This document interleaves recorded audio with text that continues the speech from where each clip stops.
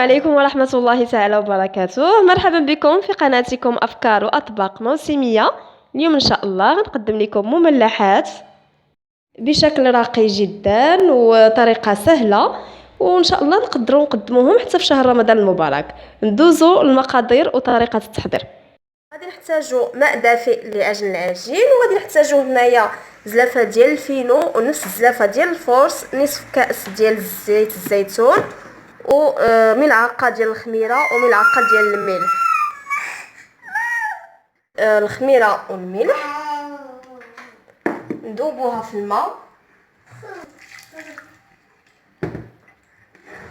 ومن بعد غادي نضيف دقيق ونبدا بعجن هاد المكونات هادي: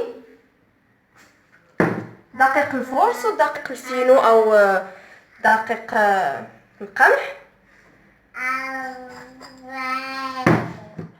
ونضيف زيت الزيتون،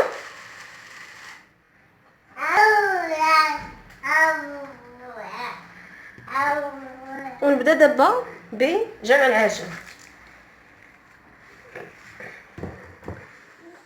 بعد ما جمعتو كنعجنو كندلكو شويه، ماشي بزاف، ندلكو واحد المده، ومن بعد غادي نغطيه بالكيس الغذائي ونخليه واحد المده ديال ساعتين تقريبا، ساعه ساعه ونص على حسب الجو، حتى كتخمر هاد العجين وكيتضاعف الحجم ديالها.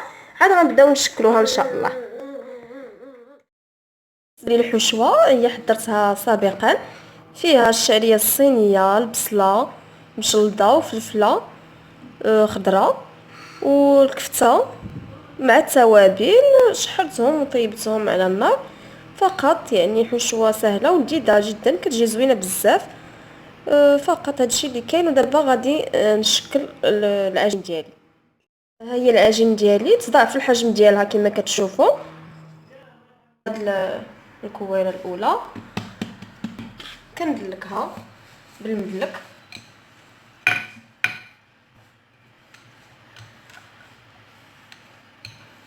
كندلكها مزيان حتى كيولي السمك ديالها تقريبا واحد سنتيم.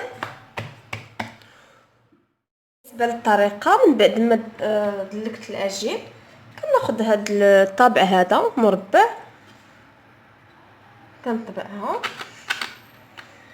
بحال هكا مربع، وكناخذ هاد القنات هادو غير كنعلم بهم هاد الجناب هادو، هاد جوج جناب اللي مقابلين، وكنعاود نقادهم شويه بالسكين بحال هكا. هاد الجنب حتى هو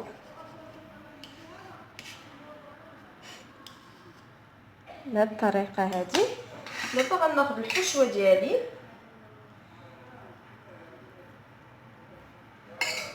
غادي نضيف الحشوه،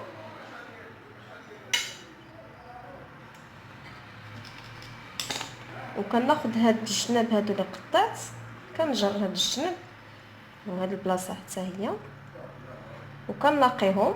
ناخذ هادو وهذا في هاد الجهه المعاكسه، والاخر حتى هو من الجهه الاخرى بحال هكا، كتجي على هاد الشكل. ودابا غادي نديرها في اللاطه ديالي اللي كنكون ديجا دهنتها بالزيت، ونبقى نستف فيها هاد المملحات هادو.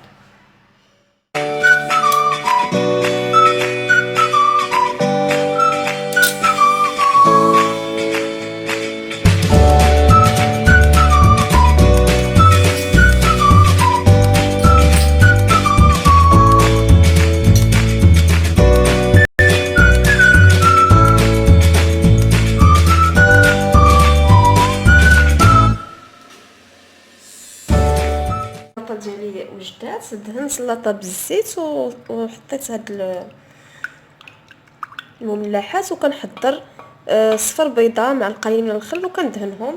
عاد كندخلهم بالفران، نقدروا نرشوهم بشويه ديال الزنجلان ولا البافون اللي عندكم، ومن بعد ندخلوهم الفرن. كنشعلوا لتحت ولا نشعلوا الفوق ولتحت. ملي كيتحمروا من الفوق وكيبانوا لكم طابو كتطفيو عليهم. هذا هو الشكل النهائي. المملحات ديالنا كيجيو رائعين لا في المذاق ولا المظهر. كنتمنى تعجبكم هذه الوصفه ان شاء الله وتجربوها. وإلا عجبتكم ولا عجبكم الفيديو ديروا جيم الفيديو، بارطاجيوه مع الاهل والاصدقاء. وبالنسبه اللي كيشاهد القناه لاول مره يشترك في القناه بالضغط على المربع الاحمر اسفل الفيديو باش يتوصل بالجديد.